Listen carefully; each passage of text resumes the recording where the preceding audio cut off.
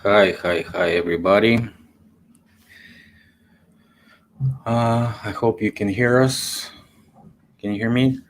I can hear you. Yep. Uh, it's Berserker, Bear, and Phil. Today we're gonna chat about melted rocks and the technology of melted rocks, and probably some issues that we have already talked about, and all these melted buildings. Maybe we'll touch that a little bit, and the idea of this, the petrification. I'll probably, touch a little information on that because it correlates with what we chatted with Mike, Stellium 7. And I think I have something to say about that chat because we had a, conversation with him. And so I think I should, publish my point of view about some information that he recently published. And so that would be good to discuss. How about you? What are you up to? Oh, like I told you before, just got out of work and anxious to talk about this and hammer down some points that at least that, there's a chromosomal separation as far as, melt and mining and stuff like that seems to be. But I kind of take an even keel between it all. And I just like, I think that I think that it's all, everything, a bit of it all.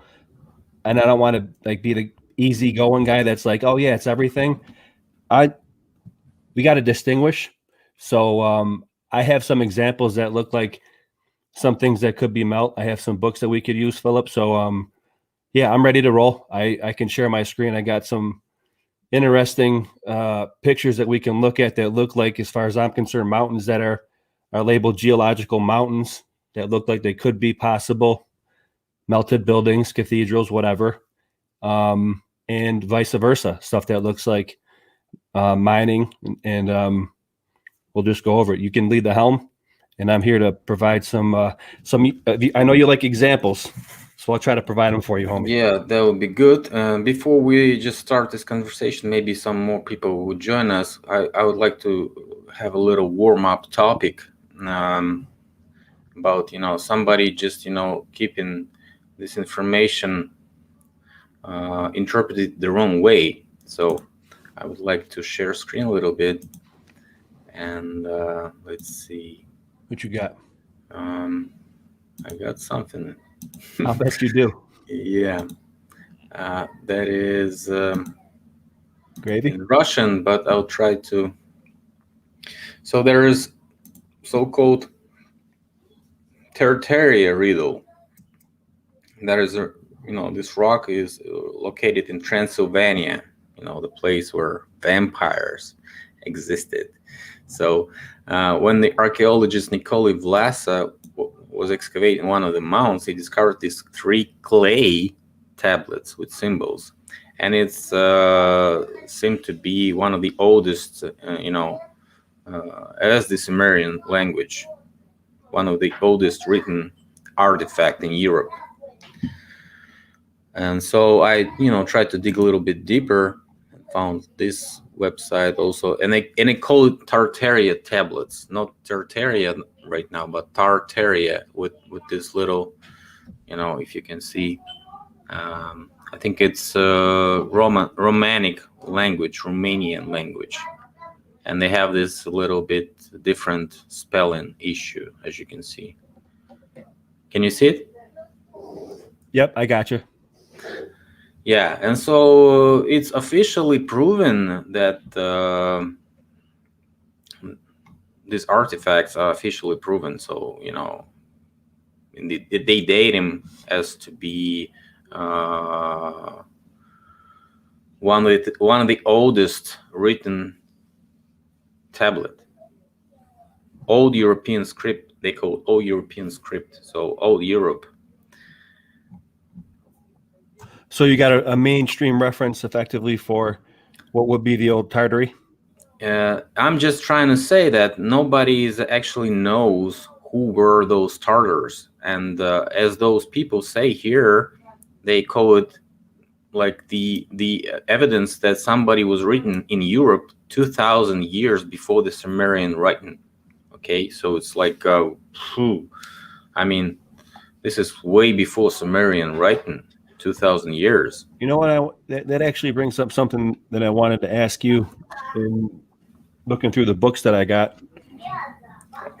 Trying to pull out key terms that are related because it's like the Khans, the Mongols, the Cossacks. They kind of what they seem to do, or at least mainstream, is separate them into their tribes, individual areas, and call them that instead of referring to it as the whole grand thing together, is what we'd say Tartary, or even I like to say the Moorish stuff. But what I found a key term in one of the books that I was looking at, Philip, and I wanted to ask you. I forgot to.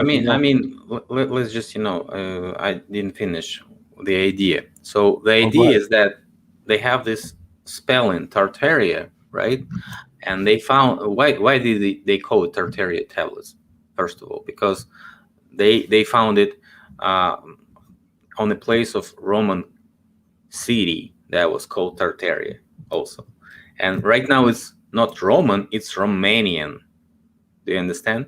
So that is like, scripted reality. I mean, they're using the same artifact and, capturing the label of Tartaria just because it was used for some city spelling. I don't know. Etymologically, yeah. Yeah, and this is how they, actually fight with the unwanted search results. If you actually try to find something on Tartaria, you find so many, interesting websites. Yeah, they wash it out. Which are not even about Tartaria. You also find a bunch of bullshit information that Tartaria was the worldwide country, for example, though it wasn't. We know that Tartaria was probably some North America and most of Asia. That's it. So it wasn't the worldwide country. Never was. It was a part of it, we believe, in my opinion. Yeah, it was. It was a part of the old, I would say, alliance. I put videos out about it before. It was one sector of it that we would say that I refer to it as the Benevolent Trading Alliance. Ottomans, Nords, Cossacks. So here's the deal. That's a good segue into what I wanted to say about the books, because they do that to whitewash everything out. So when you look a good example of it is Tesla. Everybody looks up Tesla now. You find the car, not the alleged man. Okay, or so you got to find the key terms, or the key terms that they were being used as before. And one I did find that they were referred to before, or the Mongols were referred to. They were previously referred to as the Golden Horde. And I pulled that key term out of one of my books. And it seems to me that the Golden Horde, we don't call it horde, we call it order. Okay. So it's like order. So you got gravy. So you got gravy on that? Because it seems to me, as in the context that I was reading it, that it said that it kind of sounds like they were referring to Tartary as the Golden Horde, or the Mongols on the horses. They were all little tribes, I think, of the grander. That's what Chinese. That's what Chinese right now putting up on the table, as they just pulling all the blanket of Tartary on themselves and calling themselves the only offsprings of Tartary, of this Golden Horde, as what you say. But Golden Horde was just one of the biggest Uluses. Uluses is a district of Mongolian, so-called Mongolian Empire, and that makes sense, because that's probably what an individual, an adversary against them would have called them, in that specific area. So even the President Xi, he is an offspring of Mongolians. He says that he is from Inner Mongolia region, and so he has like all this mystical information about his origins. But anyways, the Chinese themselves, they say that Stalin gave them their history. So in the 40s, in the late 40s. So I don't know how that correlates with this, but they even say that Stalin was at the time Stalin was ruling, that the Stalin was like an older brother, and he was like the teacher to Mao, and so they have this logical chain when Stalin died, then Mao became the emperor. Interesting. Of the old of what they would say is their old continuance, right? Because Yeah. that's what they're recognizing, right? The whole thing of history is written by the victors. We Because never heard that history. Stalin actually acted like emperor, like he was only, enlarging the country. He was like, protecting.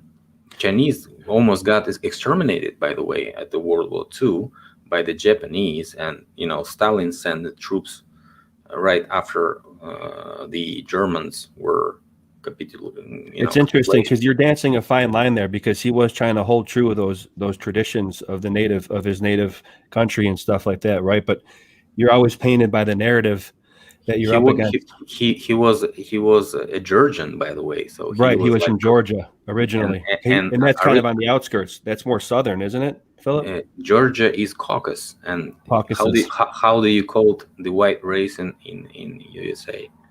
Caucasians. Caucasian, that's right. Yeah.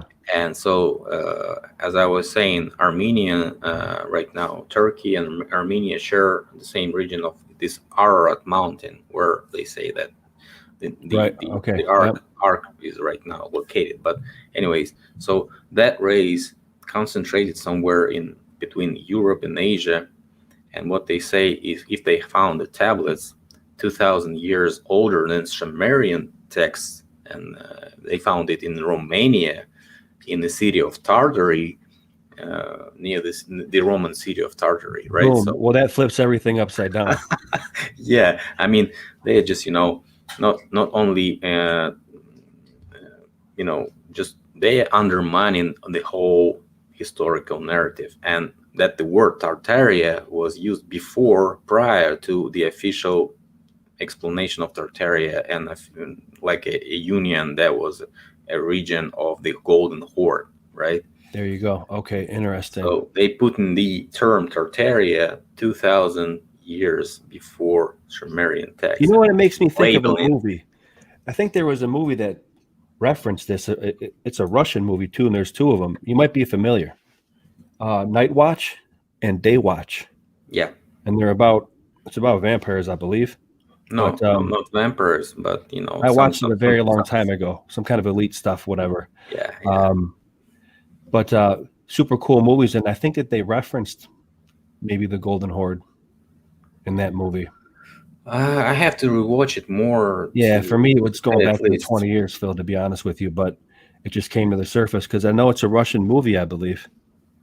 And it was a scripted book. It was adapted into a film. Yeah, it was a series of books, and so. Oh, okay. That's actually probably a little bit more gravy then. So the books are probably better than the movie.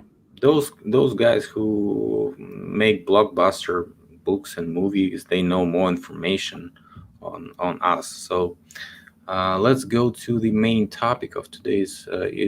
What I was saying is that actually, if you heard what I was saying that anything that melts, if that was a rock before, it becomes more polished, and it was like a little bit glazed maybe, so you can even polish it and see it's even reflecting the light sometimes. So have you seen basalt? I'm familiar. Yep. All this stuff like basalt, right? I'm familiar with exactly what you're saying too, of the sheen, like you said. It's like there's a gloss on it. Have you seen any of my videos about ball mill grinding technology? I probably did, Phil.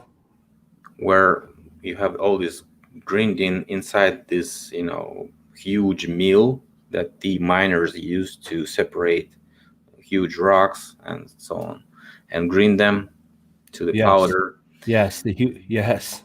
Well, I shared that in my mining one. Well, the massive machines. Is that what you're getting at? So do you know what they make the inside of those bowl mills? I would say probably some kind of diamond tip. They make it from the melted rocks. Oh, wow. Okay. From the slag? It's wouldn't it be slag because that's leftover It's a waste. mine. First of all, you have to understand it's a miner's technology. When I was starting to talk about this, guys, when I was starting to talk about those huge balls that were laying Interesting. around all this, Bosnian pyramids and many other places where people call them seeds of some, huge trees, I don't know, fruits or whatever. I was saying that those are just spare parts from those bowl mills, because those miners use those bowl mills to grind their, stuff. Dude, And Phil, so yeah, I shared one in my community tab also, that Bagger 239 or whatever it's called, and it was conveniently taken down. This is on your channel, right, homie? Um, it was taken down like a day. The huge, massive machine, like it's a city machine, one of those grinders, like you said, right? And they're massive. you call And it grinders, not grinders, right? Grinders. I mean, I don't know, whatever. It's grinding away at the thing. So I figured that was your accent. So I thought you were saying grinding. Grinding, like, making something, Yep, like, like pulverizing it. powder. Yeah. Yeah, making it pulverizing it in the powder effectively. Yeah. But Yeah. it's Yeah. grinding off at the outcropping, right? The alleged outcropping, or a spoil tip, or a tailing pile. I'll just find that video. But I got some pictures, so whenever I'll do it directly Yeah, there. just let me follow up with what I Yep, was do your trying thing. to talk Yep, about, so the people would understand. I got you, bro. Let's see. Mhm. Let's see. Do you see anything? Yeah, I got you. It says you pulling the video up. It's my old video. So we're just gonna continue talking, and You know how many videos I've watched of yours, and this dude just like asks yeah, me a random one out of the blue if I've seen it? Probably. grinding bowl mills mining. So There you this go. is how those huge bowl mills look like, and these are inside. This right now they're separating it. Have you seen it? Just these are spare parts. Those are No, grinders to be inside. honest with you, Phil, I haven't seen this video of yours, but Okay. And so these are made from these melted rocks. You can even see it a little bit polished and shiny, although it's inside of this bowl mill. It's supposed to be, all damaged, but it looks pretty safe. They just, okay. recycling it by melting it again, and so on. Let's see this is how the process of grinding looks like. Okay, so it's like an earth boring machine. It's called bowl mill, and these are the bowls found near Bosnian pyramids, and they look like just the spare parts from these bowl mills. People just eating near those bowls. So they're just chilling around in nature. Okay. Yeah. But Roger from Mudfossil would say those are interstitial balls or whatever, whatever he calls them. But I tend to think they're more, now that I see this, more mechanical in nature, especially with the whole cannonball thing in the monitors and the water cannons that I think that they were using to destroy a lot of these cities. What they have to have in the front of those those water monitors are ball bearings, and I just equate that to cannonballs because that never really makes sense. They said that Sultan Mehmet bombarded Constantinople with 1,200-pound cannonballs. I mean, Okay. are you kidding me?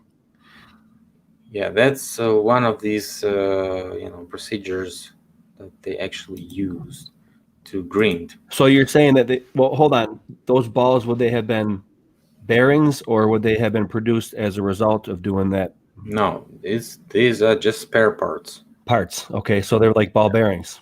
Yeah. Large ball bearings. It sounds like barbarian. So There you go. well, anyway, so what I was trying to say, that inside of that bowl mill is created from so-called not petrification, I call it petrology process. It's the process of melting the rocks. It's used in technology in producing many different things, including pipelines, those bowl mills, pavements, and many more stuff. So this is very durable material, and it's more, efficient in some situations, more efficient than steel or anything like that. Okay, and it's very durable, as I would say, and it's very cheap in comparison to other stuff. Okay, and so I was, I found this gallery of pictures. Let me try to find it. From Doesn't make dollars. It doesn't make sense. When you said that about the mining, it hit it home. Yeah, let's see.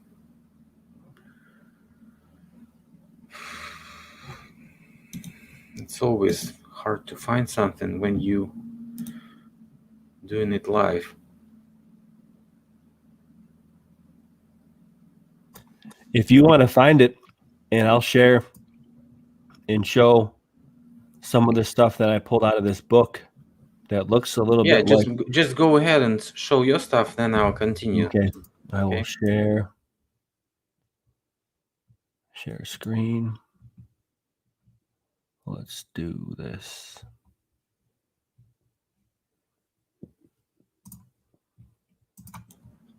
Oh, I see you. Now, do you see that? Yep. So that's the book. That's the book that we're going to pull from, so people can reference themselves. I'm not going to get into the whole copyright thing of all. I'm just going to. This is the book that I have, and that we're going to use. All mountains. Some of them do look like. What I'm saying is, what I want to point out is, I understand the argument that. So I get what you're saying too. That if it's melted, it should have properties of shine. Right? Not just shine, but it's supposed to be glazy and polished. Right. Yeah, I get you. All I want to do, I'm not saying that I believe this 100%. I just want to show good examples.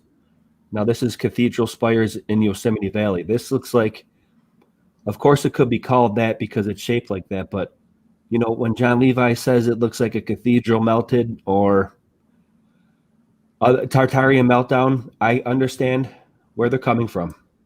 It does look like that. And it's hard for me, even researching geology right now, to comprehend how this can happen so symmetrical like that. So that's Cathedral Spires in Yosemite Valley. We got okay. Now there's no sheen on these. This is sunset. Bro. Can you go back to that previous one? Yep. Of course. Cathedral. As you can see, this is a very low resolution picture, and we cannot say for sure. You have to find that exact object on the high resolution, so we can, distinguish if there is any tracks of that these being not a natural formation or maybe a mining waste, than to be something that could be a building. Because right now, what I can see is low resolution and a bunch of shades there that give me only one perspective, that it is just nothing, like a melted something. It looks like a rock, and maybe it was something melted, but we have to see it in high resolution to be sure. Yeah, for sure. I agree 100% with everything you just said, which that's kind of probably that's why I prefaced by saying drone footage would be fine if that is a monument of something that is significant, like you have to find it, Seattle, Washington. So here's the deal. Now they know the name of that, and anybody who's out there can go do that. So what we're doing is Yosemite Valley's Cathedral Spires, Yosemite Valley. Networked around. Yeah, so that's why I prefaced by saying, Phil, I don't necessarily believe it 100%, but it looks like it. I understand what you're saying, and I understand what others are saying, where it looks like, man, I think some of it's Titans. You've laughed at me before by thinking some of those islands look like elephants. But I'm not saying it is. I'm just saying that it looks like it, But I certainly understand where you're coming from, dude. Definitely. So let's get a name on this one. Some of them are a little bit more high resolution, Sunset Chimney Rock, Selkirk Mountains, northern Idaho. Could that be mining? Could that be melt? Yeah, Could it be just geological? I was posting about this chimney rock. It looks like mining. It looks like um, nobody's showing the rest of the picture, because there's the rest of the picture, and it looks like it was a part of something bigger, and it has like now it's separated from that bigger part. All right, let's go to the next one. I got a lot in here. You have to look at it in the whole picture and see what is surrounding that chimney, and you understand what I'm saying. Gotcha. Yep. You kind of want to get the context of the environment. You got No, because if you saying that something is a part of something, you have to, or maybe a building, then you have to understand if there was one building, probably there were more buildings around. Take a look around and you'll see that's no buildings, only a big hill, and that chimney is was a big part of something like that hill, and probably was connected to that. Here you go. Look at this one. Okay. Yeah, I hear you. Shiprock. Yeah, I know this shiprock too. But this is low res. Just looks weird. I've seen and it. To me, this looks like could be mining. Yeah, that exactly is something like the symmetry. The symmetry up top is kind of what gets people. Let's keep going. So this, I'm not sure if it's coming through, but this kind of looks like a pillar. Looks like granite material. Repelling on lizard head. Yeah. By the way, we should stop on this one, and I'll show right now one of the reference on granite that could be natural, because this looks exactly like what I have. All right, so I'll stop sharing and you go. Let's see. It's called granitoids. Now, granitoids are rock formed from sand and mud masses. In fact, petrified clay with inclusions of sand, as well as with signs of crystallization of other minerals and larger inclusions, foreign inclusion, basalt cobblestones, marble calcareous veins. I gave a lot of such examples in the magazine. That is one scientist says. They should not be in the crystallized melt of the rock. Well, as they say in geology, if intrusive but ingenious rock, probably native. They should be native, not ingenious. Igneous. The contradictions are obvious. Developing this idea and speaking scientifically, granitoids are fluidolites, so like fluid, something fluid, and becoming a rock, outcrops of mud masses. More details here. We don't want to go there. It is from this that such an unexpected conclusion follows, judging by the analysis of the breed of this plaster. By the way, even Vernadsky was the author of the version that all the granitoids of the Earth are recrystallized sedimentary rocks, sometimes emergent as slurry, but not magma. Boom. Slurry. So I'm already almost 100% inclined to the hypothesis that granitoids are petrified mud, not igneous rock. But the masses did not immediately turn to stone. They could be cut, raken out, sawed with a simple tool, as they did in South America, and built megalithic polygonal walls of buildings from these masses.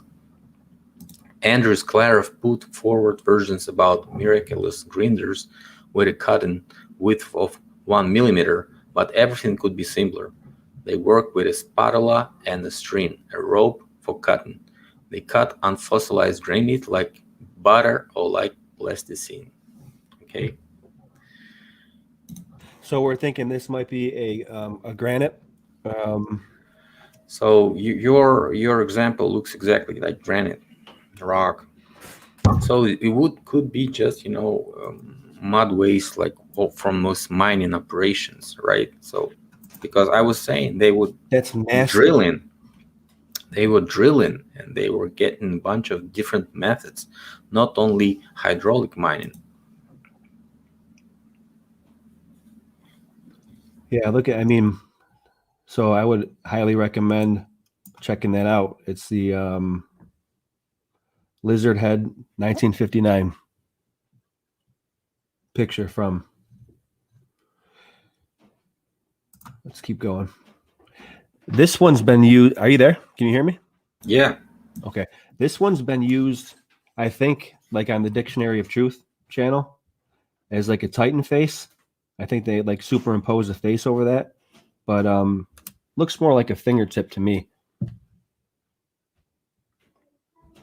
Yeah, I was talking. But notice how it's called Castle Rock. You know how they name things. Yeah, no, because maybe some of those, details remind them rocks of the walls, like bricks and masons. But I don't see anything, artificial here. Let's keep going. It looks like a crystallized dried mud. That's how it's drying out. It's crystallizing in those, lines. What do you think about this?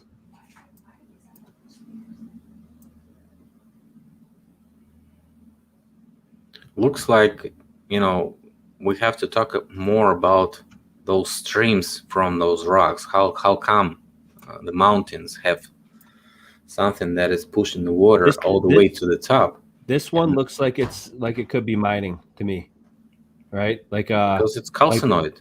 It's calcinoid.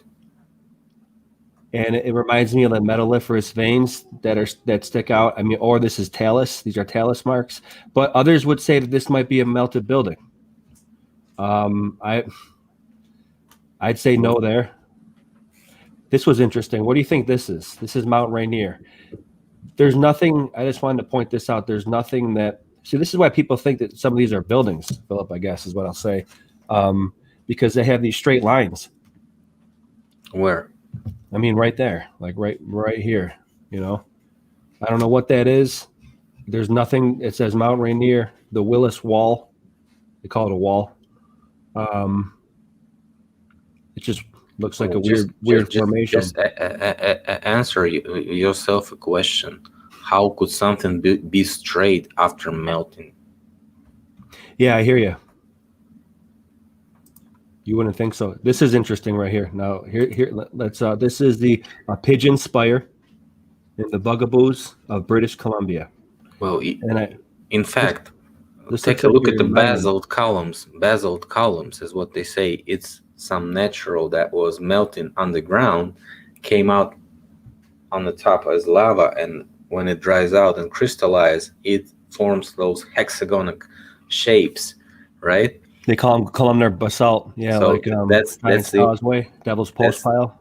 That's the only way. Devil's Causeway, I think. Something. Giant's Causeway. Giant's Causeway up in Northern Ireland, and also many places have these basalt columns. Not Nan only Madol in Polynesia.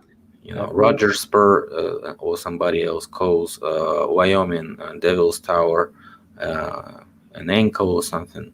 I don't know. What about this?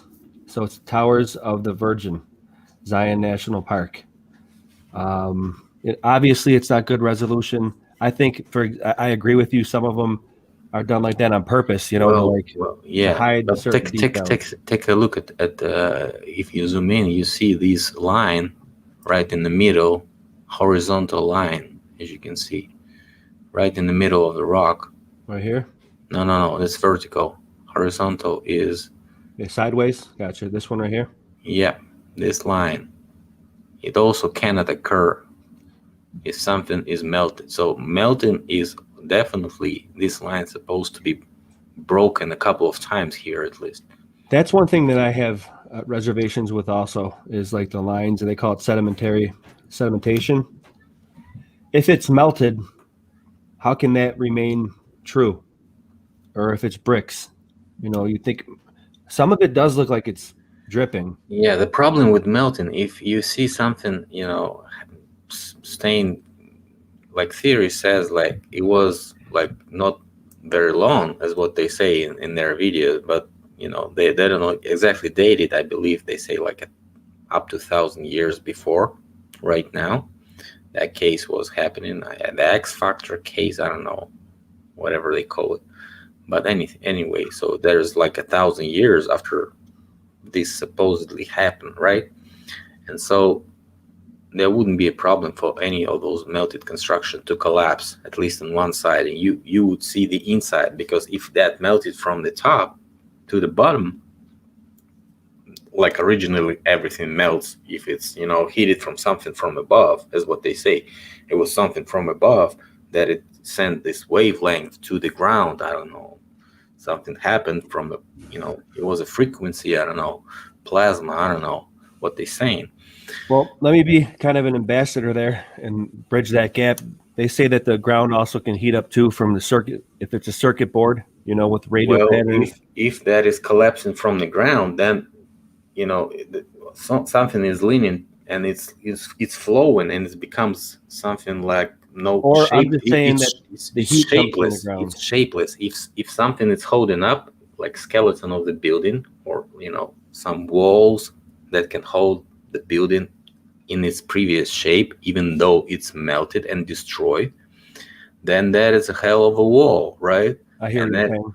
and you could probably find many different facilities inside still safe and could be explored, but no, there's nothing. And even if some parts of that mountain collapse, we don't see nothing inside that shows that it was a previous building, right? Yeah, and this shows evidence of the talus, possible mining. I wouldn't say, it's hard. I mean, I wanted to show this also because some people say these are baked bricks, and I was going to bring it up to you because it doesn't have the shine on them. Some will say that this is red brick baked out into this pattern, and I just say that that's probably Baked is not melted yet. Baked is very heated, right? right. Yeah, I guess to be able, the proponents of the X factor might say that this has been heated into that from red brick. Okay. Clearly not melted. So I guess there is distinguishing between heated and melted. I mean, obviously, but from that camp of everything melted, clearly that I just think that they stacked this stuff. I don't think that it was heated or melted.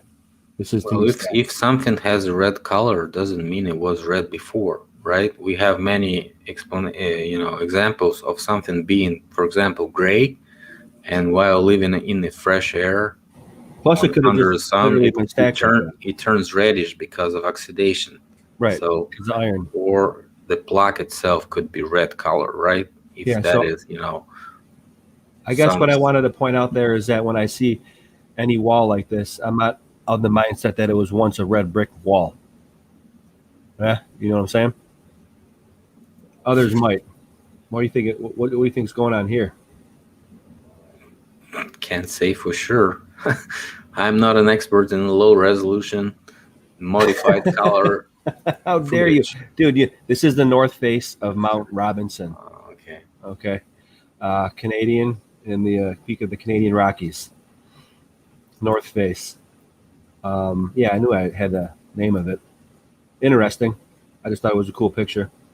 Some might say that's a building, but you have strata here. Others that'll say that's just a straight up mountain geological and uplift, and sedimentary rocks that get uplifted and pushed together from tectonic plate movements.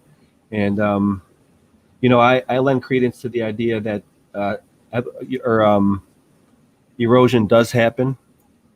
But to wrap my mind around the fact that, for example, these things might be mountains or even have been mined, spoil tips and stuff like that, it's hard for people.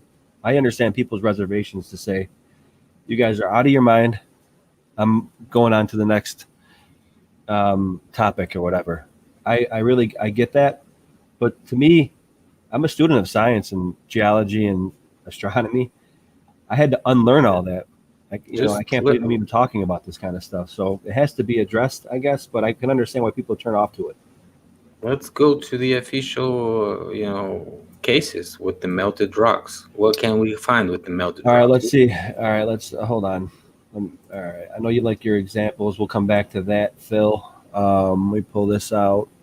Here you go. I'm going to use this in my Greek fire one. So this is another book that I have. And maybe these ones have better resolution for you, homie. Can you see them? Yep. Okay, here you go. Obviously, it might be facade here, but what I'm questioning is why some bricks look different and look. I think they may have turned a monitor and water on this stuff, Phil. And when they say X factor and looks melted, I think, to be honest with you, they may have literally just used the mining machines, like you said. If it don't make dollars, it don't make sense.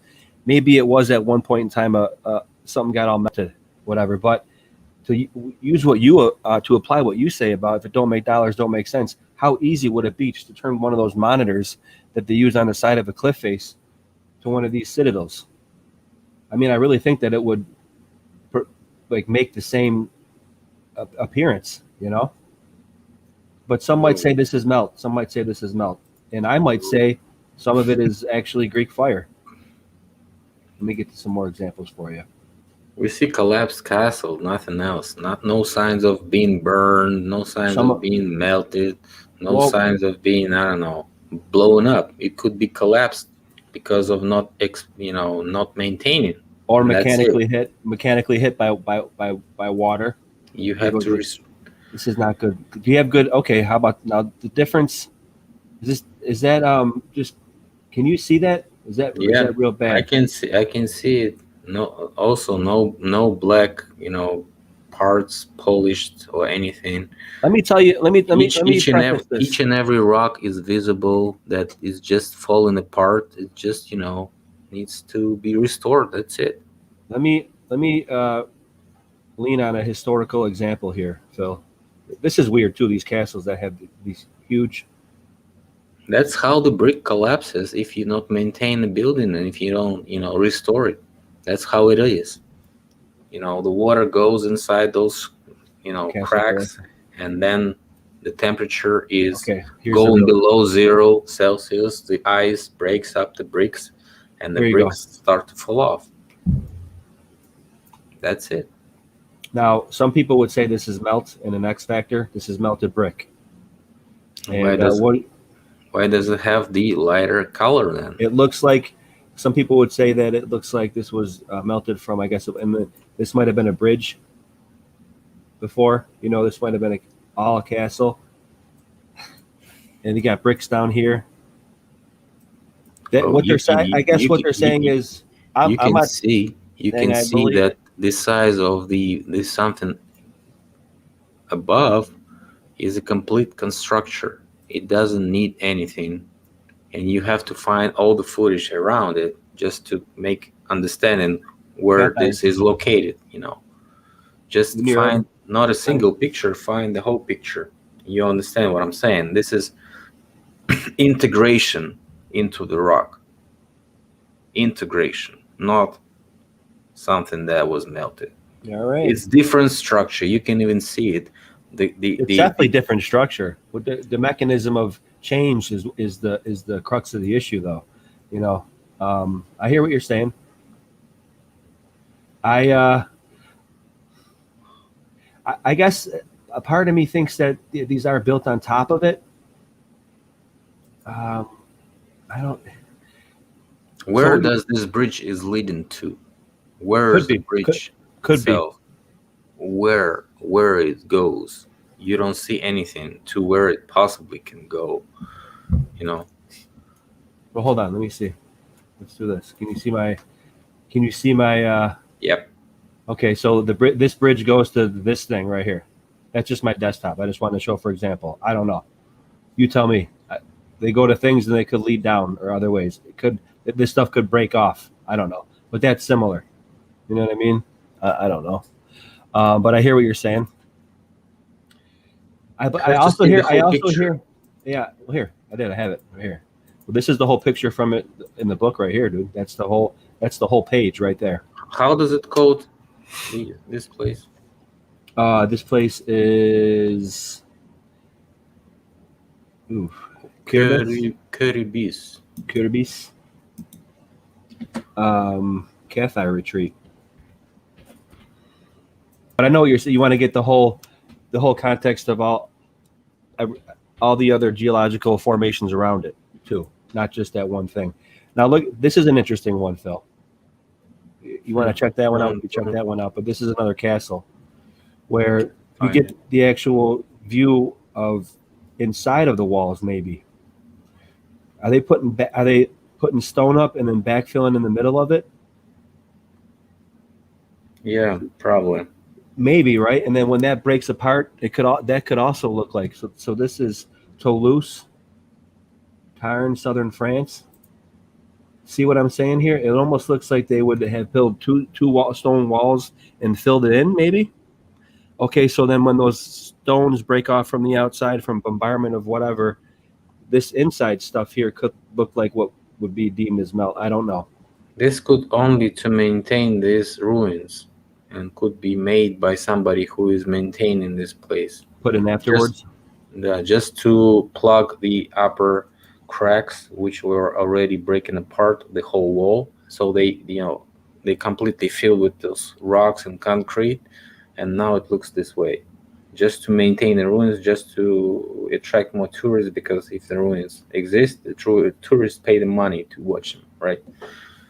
You know what I think some of these things are too? Like we were saying, if people were doing mining back in the day, like look at this doesn't make any sense. You wouldn't build like what happened here? Do they build to usurp that castle? Do they? Why is there walls all earth up this castle like that? It completely um, removes the purpose of building the castle to begin with. And it looks like obviously that's happened. I've already talked about it. If there was mining, That's what I'm mining saying. operations, so they had water because they drilled already from, and so Look they it. probably have the well here. They would just inside pour it of the over it. castle. Water is a resource. It's very important for protection and defense. So if they have the water inside of that castle, that is, geologically impossible without drilling that Or rock. Before it was hard, when it was mud, then it was drilled. right. Because right now you cannot drill something to the bottom right That now. looks like a slag pile. Exactly. Yeah. So, or somebody was pointing it at that castle. Phil, I said that I proposed the idea that those cannons, those bombards, those basilica cannons, they call them, were actually used as spigots, man. I think it makes more sense, literally, to run water through them. And if they had the technology to cast those huge ornate bombards, they certainly had the technology to canal water and send it downhill. That's literally what they were doing. And it makes sense that, in my opinion, they might just literally squirt the sludge at these towers, and that would knock the walls down too. It knocks cliffs down. It actually dislodged metalliferous veins from a cliff face, albeit it was exploded. But I've went over that with those monitors in my mining video that you helped me out with too. Think about pointing one of them things at one of these citadels or these cities. I think a lot of the damage that we see. The monitors is just one of the most obvious thing, because we have evidence of that in the early 20th century, in late 19th century. But you just cannot say that monitor is most effective for each and every operation. No, because in some operation there is drilling. On some operation there's something more effective, like I don't know, block cave mining. If you have something that is way below, you probably drill a little bit and then you go down there, put some explosives to undermine. That's why it's called undermine something.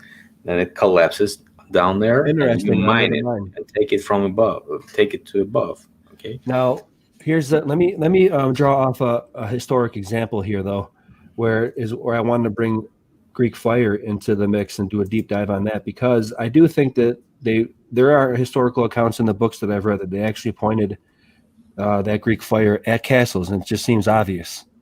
And what they would do is there is a historical account of when Hannibal was crossing the Alps to get into northern Italy, Carthaginian Hannibal, trying to sack Rome.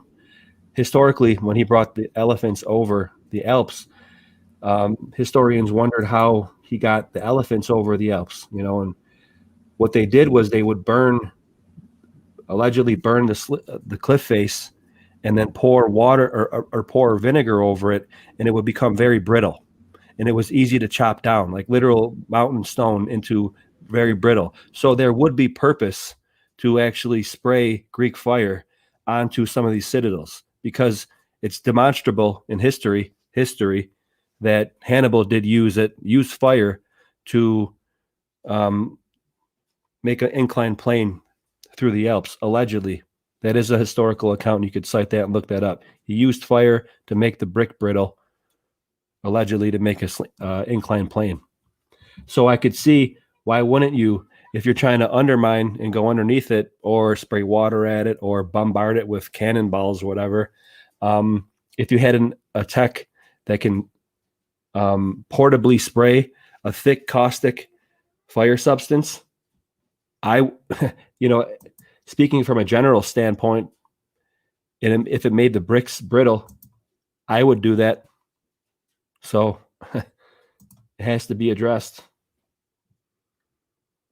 And I think some of the examples that I'll show, or that are in this book, and I'll bring them all out now, they look like something could have been sprayed on them and burned a little bit, because the Greek fire is said to have been thick and caustic, and it not only would stick on the ship, it would stick on the people, it would also burn on water. So if it will burn on water, I presume well, most of the cathedrals and castles that you show, and not just, they dated to medievals, and you try and prove it with the example from the ancient history, which is officially way before. So they probably used something explosive and something like a Greek fire. That's definitely not a secret, because we had a bunch of reference to that. But I think some of it looks like it could have been. Could it be used to melt the bricks, and so you can destroy the walls, or you better just throw it inside the hoop? So not necessarily in the account of Hannibal, the castle, and blow the whole city and burn the whole city. That would be more efficient than to throw these balls of Greek fire or spraying that on the walls. Right? Here's a different application, though. There's a different application. All he was doing, if Hannibal was doing, was burning next to it. So if you would spray the caustic substance on it, burn it for a little bit, and then hit it with a douse of vinegar, it would completely turn it into brittle. You can just chop it with a stick; it will break apart. And that'd be another way to get through pretty effective way to get through a rampart, in my opinion. One other way. And if you had resources like an army, Hannibal did it. Like I said, it's demonstrable in history. They actually used fire and vinegar to, like I said, in the mountains of the Alps. But this just looks like stucco. I guess I'm not saying it all looks like Greek fire, but if people are, I guess what I'm trying to say when I put to the table Greek fire, if people are saying things look like they're melted and burned, I just literally remembered seeing History channels about that substance, Philip. You know what I mean? And a Mythbusters channel, and I'm like, well, a critic is going to say, well, what about a critic who's a little sharp-minded is going to say, well, what about historically there are accounts of Greek fire? So what if it's just that? Excuse me. What if it's just that? And I feel like I had to, I got to address those questions. Well, just imagine how much Greek fire you would need to melt something like this. What he's saying, like, let's see. Right. Screen share a little bit. Yeah, here. Let me stop sharing. You go right ahead. Let's see.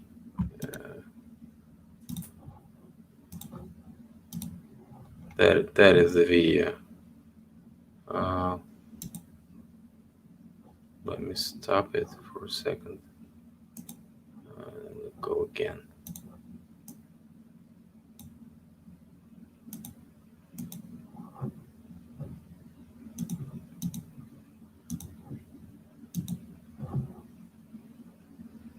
Like I said, Earth looks like a melted circuit board, and the buildings are the circuit board. And you have these enormous buildings, edges of buildings. They're not continents, they're buildings. There's no continents. Everything is a building edge all the way over. These are huge buildings. Look, tops of buildings, and then below you have all these spires, towers. You have all these towers to the domes and shit that got flooded. All this is flooded. This is all buried in liquid shit, melted. It's Jerry. I mean, this has all been flooded. All this shit on here. All the components, all the circuit board, everything. Sorry for Circuit board. sorry for many cussing words. But anyway, so what kind of energy would melt that? This whole place would be destroyed. No oxygen left at all. If that process would be igniting such huge masses of buildings to be melted into the continents that we see right now. That's the whole thing, though. What are the continents? That's crazy amount of energy to melt, a rock, is what I was trying to show you today. I found that. Let's see. I found a good example too of. It's still showing. Okay, just finish up what you're showing. Oh, it is. Mine's still showing. No, you're not showing it anymore. Okay, here we go. I'll share it right now. And we'll finish because I don't want to go too crazy in my Greek fire one. I don't want to give you too much. You know what I mean? How much vinegar you'd have to carry? You'd stink. Yeah, You'd stink. But think about it. If you're just going to have a precise, you're only going to get through a little narrow area, right? So I don't know, but yeah. So here you go. This is Aude, France, Carcassonne. Now, everything looks legit. But focus your eye down here, bottom left, and I got a little close up here. Could just be stucco. Could just be the facade falling off. Could be different layers of construction. Oh, hold up. It also could be. I mean, you got to think. All I'm saying is I found illustrations where there's a portable thing of tank and they're spraying the thing at the castle. It's in a book. They definitely did it. So definitely some of what we're seeing is probably some of that. And it would be at the base probably because you'd want to start a fire at the base, get it on there. And obviously if you only had a certain amount of vinegar to use per what you can carry. But the fact that it's historically demonstrable and it's accounted for, it has to be addressed. And especially if people are saying buildings look melted, there was a thing called Greek fire, and they did spray it on castles. Could it also be melted from an X factor? Possibly. I say most of it's melted, or I'm sorry, excuse me. I say it's mostly mining, but I like to keep an even keel between all camps, and that's how we move the research forward professionally. You'd like to sit on two chairs, man. That's how dare you in Russia. How dare you? Let me just say. I like to say I'm keeping an olive branch between all camps. Share screen. Let's see. Do you see anything? Yep. Files. Okay. These are pictures from. Guys went to this factory. This is the production, what they do there. And this is all from melted rock. Do you see it? Where was this, Philip? It's in Czech Republic. Czech is a hell of a mining country. Okay. They have a bunch of production there. By the way, Nazi Germany without Czech Republic, if that Czech Republic weren't given them in the Munich deal, Germany probably wouldn't be that Nazi Germany we know, because Czech Republic was the biggest production unit in Europe. And it had all this mining, all these ores and metals, which was self-sustainable production. And it still has this technology, this ancient technology of mining waste, recycling into the products. And this is what they use to connect the pipes between the pipes. That's interesting. It seems to me like this is how it's production. Can you see it? Yep, absolutely. That's after it's been done. It's done from the melted form. It still has to be heated up to get more durable purposes. So, capabilities being more durable and more effective. Where are they extracting that from? This is just mining waste, basalt and other stuff. That's what they fill it, those pipes inside of those things, just to be more durable. And there's a bird there, so they say that there's ecological production, nothing to harm the nature. Is that a smokestack? Can Yeah. I show that video right quick? Did you hear that audio? Let's see. I think I sent it to you before, Philip. This is a banger right here, man. Just to play share screen again, so we can take a look. Okay, this is I found this on a backwater on YouTube. Like, so this is what I've been showing in the beginning. Those spare parts created from this. Let me preface this too. Now, the next step of what Philip's saying in this whole mining thing is to be able to extract the harvest the precious minerals. Okay, and you see all the smokestacks all around or whatever, and the narrative of I'm glad this is on your channel, Philip.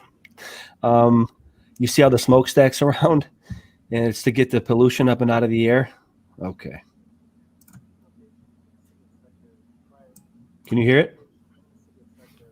Not very good, I would say.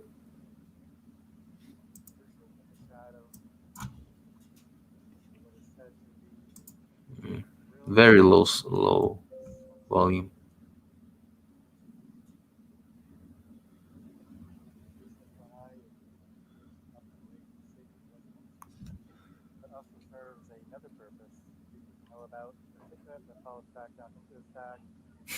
I can't hear shit.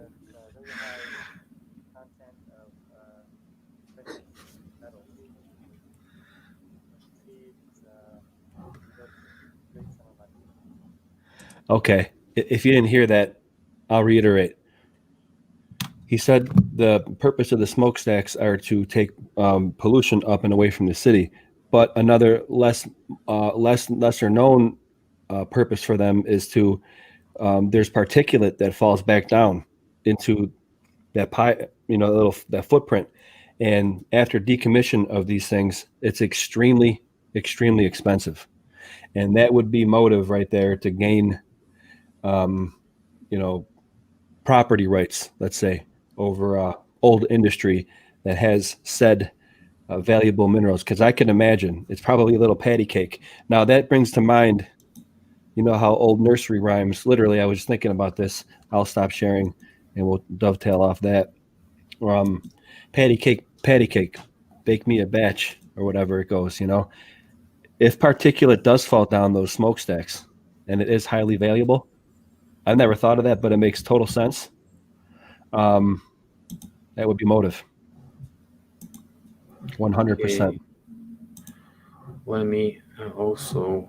And that's some serious gravy right there. Sure. More. Have you ever heard of that, Phil? Not really. That's some serious gravy right there. I just sometimes don't understand what you're saying because you use maybe your city dialect, and I don't quite understand. So this is our American viewers will get it. Yeah, this is just to be in the background. So all these rocks are also could be melted just like iron, as you can see, and this is what they produce from that. These are just as I've been saying, they're like smooth, very smooth. If they're clean, they even have this little bit glaze, and you can see it. Do you? Yep.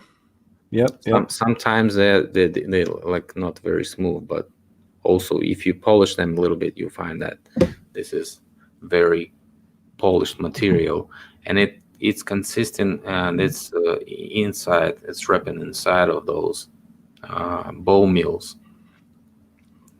Just like they were removing from the inside of the tunnel. Okay. Yeah, they also use it for arming something that you can do, and this is like Soviet technology. It used to be Soviet technology because Soviet probably picked it up from the Czechs because Czech Republic was mining. Soviet camp after World War II. So, and right now they produce it for the payment, and this is how they do it. Just, this is the scam of how they actually do it. Let's see what else here.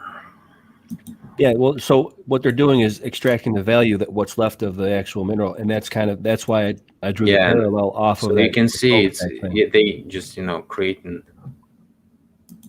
Wow, just dies. melting, creating this like this, and that's called petrology in official science. So creating something from rock, not from metal.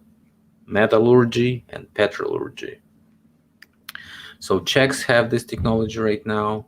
Russians have this technology. I don't know if you can find anything like this in USA, but very interesting thing that I found a whole community of those specialists, and this is how the stove look inside. Wow. They use these types of stoves to heat up all this material, which is later gonna be formed in those shapes of technological devices. And it's just stone. It's morphed stone. Yeah, it was. Those ones look sheen. You can see the sheen on those ones. Yeah, of course. They all have it. Just the dirty ones don't, and so on. So let's, let me show you the website of the community, and then we'll continue with this. Let's see. Let's stop here. So what you're doing here is giving real world examples of what we're against it. Real world examples. I get you in the examples, Phil. I love it. And I agree entirely. That's why I try to bring these pictures to the table. That's called Basalt Online. This is the whole industry portal is what they say, but it's literally made by those people who are specialists. Is that Russian? That's Russian. And so they just this exact link is following to the 1953 publication in Russian media, which was called Technique for the Youngsters. And so let me, I can read a bunch of this, but I don't really want to waste any of your time. You guys can click on the link. I'll leave it in the description of this video after this discussion is done. But anyways, it has all these illustrations from the original publication, and also you have attached files of something that can be created from the melted rock, melted basalt, for example. As you can see, those shiny figures here, shiny frog, an egg or something. Shiny. So you know what, let me wrap this. Let me try to put a thread through this. What Philip is explaining here is the whole thing with the melt and the the mining. Okay, what we did is show real world examples of mining and how it looks. It's hard to do that with the melt when you guys say that what certain camps say that. Now, I'm not saying I disagree with it entirely. It's hard to build more of a cohesive argument, and there's nothing personal, nothing at all. It's all professional. It's hard to build more of a cohesive argument when you don't have any real world examples of seeing a whole entire castle or a mountain melt. Now, I know that's understandably that's hard to give a real world example, but that's the only thing that we have to work with as far as researchers who want to push it forward. You have to give real world examples to base off of and compare against and contrast against. Okay. And that's all we're doing here with this. We're not trying to spark any kind of animosity or anything like that. Matter of fact, we're trying to quell that and provide insight and give an angle on something that people have way different perspectives on. So what we're doing is showing real world examples of mining, and it looks like mining. It's hard to do that with a melt for a castle. Of technologies that were invented and could be originally used for mining, then it developed in something else, like these pipelines, pavement construction. Being used right now, right? Exactly. That's kind of the whole kit and caboodle of it. This is the bow mill, as you can see. Also. Oh, okay. What do they do? What are they throwing in there? They're throwing those balls in there? They sorting the balls that they're already broken and throwing them away. so they can feel more nice spare parts inside. Wow. Look at this shine. There you go. This is a melted rock, guys. It looks like metal. This is electricity. These are also melted rock. So is it specifically This is different than ceramic also then? Yeah, this is in a subway. That was just for electricity. Wow. I've always wondered if they can melt and shape rock. You just answered that. The temperature of melting rock is 500 Celsius and more. So all the subway is consisting sometimes of this melted rock. So this is a real world example of rock that's been heated that has a sheen. Look at this also. This is also that was created from melted rock. That looks like all those balls are melted rocks, guys. So they knew how to melt rocks. They created those cannonballs, as what they say, but these are not cannonballs, like, for example. Phil, that was a bombard. That was a monitor, a possible monitor. Mortar is what they call mortar. And the huge cannon, which was used for destroying walls, is what they say. And these are stoves for melting rocks. Phil, if they pumped creeks, so those water Pero Inca stoves could also be for melting rocks, man. And that's why they create all those shapes. I would say this outside layer, this is not inside, because if you see collapsed part, are just the geopolymeric concrete here, which was melted into those basalt outside layer. I wonder what Brian Forster would say of this, and I would be dying to find out, to be honest with you. I don't know who that is, actually. You would know him if you see him. And that's the technology of how you can create it from the distance. This is called induction. Remember I was talking to you about my stove, which is induction? Yeah. I have a stove, which is induction, and this is induction technology that can melt rocks from the distance. Those lamps are used to melt rocks in those huge stoves that right now more technological than just burning stuff to create these temperatures. They use those lamps, which are induction lamps, to create the ultra high frequency resonance, or Phil, let me just explain this. Induction is what the people say in the chat about microwave, but no, this is ultra high wave. Okay, let me explain the importance of this for people who are listening, because what Phil is demonstrating here is that if you're saying something is melted rock or heated rock, it will probably show properties of shine to it. And what some of our me myself also, and good for Philip for always pointing out and calling me on it. He's saying that's why he takes such a hard line with that, and like I say, rightfully so, because what he is showing right here is that if you are saying something is a melted rock, well, it should show properties of a shine to it, or something similar to this. No, if you cannot explain that something can be artificial frequency, this is the induction that is right now used for melting rocks, guys. These are all induction lamps. These are devices for induction lamp. This is all induction lamp. You can buy them. This is how they were invented officially in 1906. 1906, they melted 270 kilograms of steel. They were used to melt steel first. That's fascinating. Okay. So this is all mining technology. This is the modern, rather modern Soviet age technologies, guys. So what I'm writing down, I'm not showing you the the exact ones that were used in the 19th century, but I'm showing you. There you go. That it can even levitate something that is inside, and you can see it's melting to very hot temperatures, and it's levitating inside. So this is, look at the hammer. That's definitely some sauce right there. So you can even buy it for $25. on AliExpress, guys. Let my boy Moonjazz better know about that. He's Mr. Wizard, dude. I'm And telling you. those guys are finding the explanation. Okay. That was nice, dude. That was cool. That was wow. So yeah, if stone is melted, it would have properties of sheen. So some of the stuff that we're showing that looks like that we would say melt, and it doesn't have sheen. Well, he has an argument.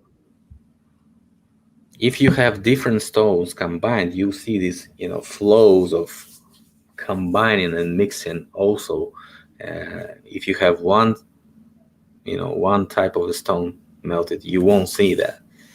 Okay, so you were showing that too when we were talking with Cam. The slag, when they were pouring it out, you could see the flow. You could see the difference.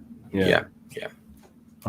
So I'll wrap up the I'm going to be dropping my Greek fire because, dude, in my opinion, they were definitely torching these castles with that stuff. Like the the idea of Greek fire, always mentioning and referring to Greek fire, is just that they cannot put down the fire, right? That was the most harming thing, because they couldn't put down the fire. Well, also, like you said too, Phil, there is references from it prior to the time of Greek fire invented. For dude named Kalinikos did it to defend Byzantium, but there were accounts of it from the Persians using it, throwing the grenades, like you said. So the distinguishing factor of Greek fire is that it was really thick, and the elements of it, or the ingredients, is a really closely guarded secret. That's what distinguishes it. It was really thick, like a rudimentary napalm, and but the ingredients were a secret. If you put down the water on it, to put down the fire, it would start. So which is similar to, like, what does that is molten salt reacts heavily with water, which is like Peter, I think, I'm not sure, but like molten salt actually reacts very bad with water. So that might have been a partial ingredient also, but that's the whole thing. The distinguishing thing with Greek fire is they don't know what the heck it was made of. It was real thick. No explanation is better than some explanation that people can repeat in their normal life, right? So they decide to leave it as a mystery, ancient mystery. But although you probably have a bunch of explanations, because even in modern fighting, they don't use. Sometimes they don't. They don't tell people to use water to put down the fire. So in some cases, like only the fire extinguishers, because if you use water in that situation, you probably harm yourself, right? Absolutely. With grease fire, they have a whole system, Ansel system, where it's like foam, because if you throw water, if you throw water on a grease fire, it'll explode. Yeah. So I mean, you just have to find a bunch of that explanation. Talk to Richard Lopez, who's more professional in that, but I probably would suggest you to talk to him, because that is his topic, or maybe some other firefighters. Who knows? Maybe okay, cool. Set up a roundtable with him, Phil. Yeah, because that is he's always open to discussion. So I'm down with it. Yeah, for sure. I've watched you him on your show before. Also, I wanted to show one example of what was actually. Let's see what I got. I got anything else here? Sorry for those delays. What about that? That was my fault, actually. I was a little bit late. So Vladimir Putin, as what they say here in this article, he made his dissertation. Dissertation is what a scientific publication, which gave him credibility in science. We call it candidate dissertation. So it's like not master degree, but something like, better than just, finishing the college and finishing the university. It's almost scientific, like a doctor, but before the doctor. Okay. What did he do it on?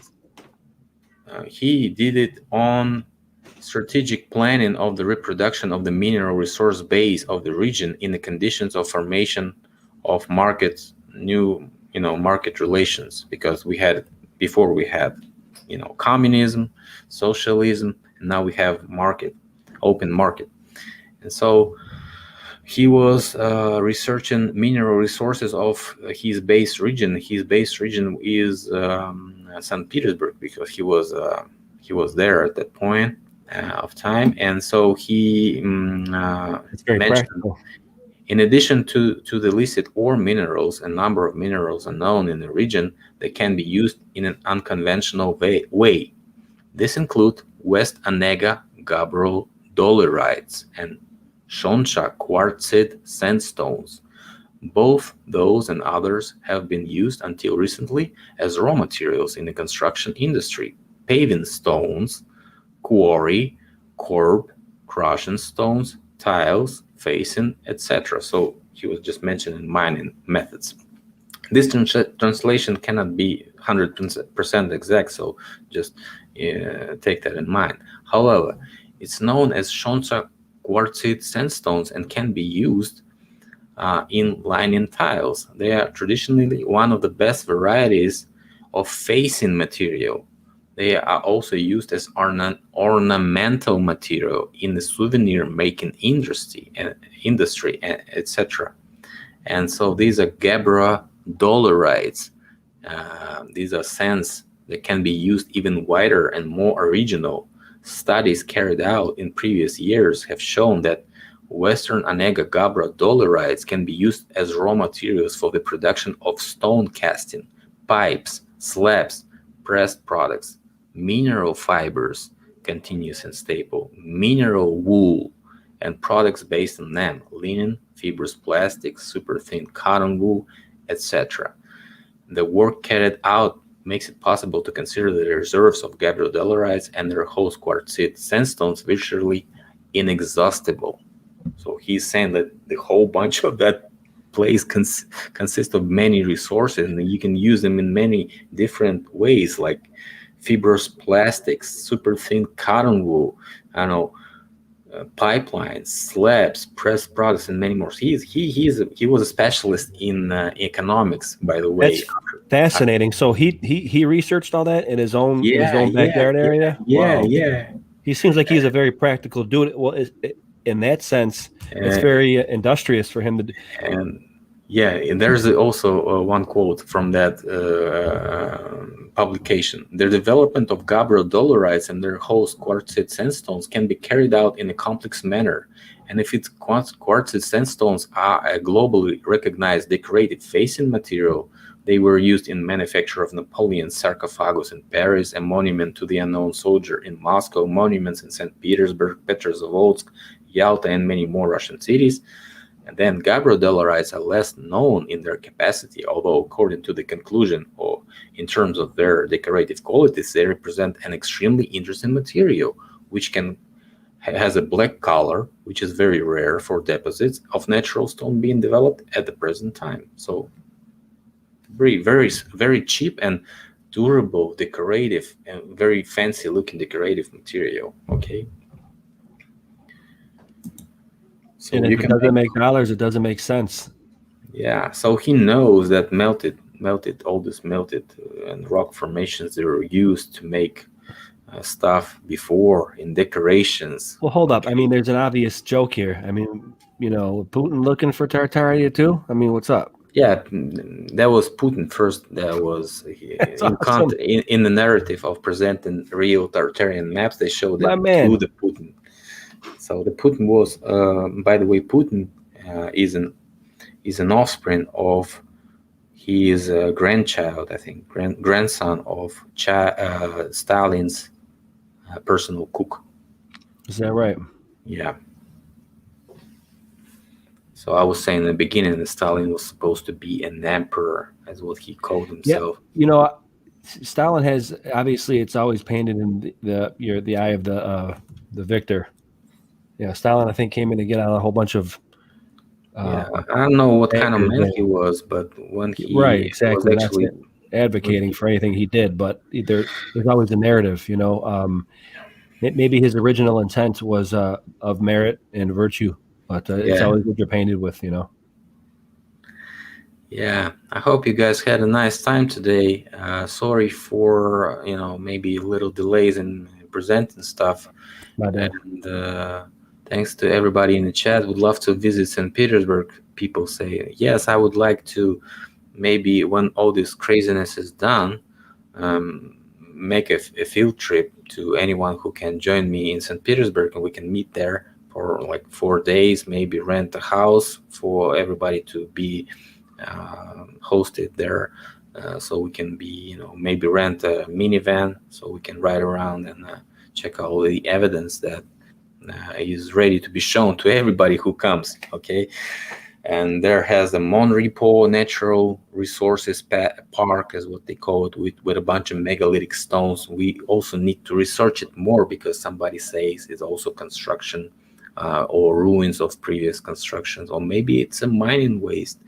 Again, we have to find out with the boots on the ground. That's right. I encourage everybody to watch Berserker Bear channel. There's a link in the description. He made a nice video about the place he was fishing not that long ago. He has a nice mic, by the way. Somebody gave him a great opportunity to sound a lot better than he used to.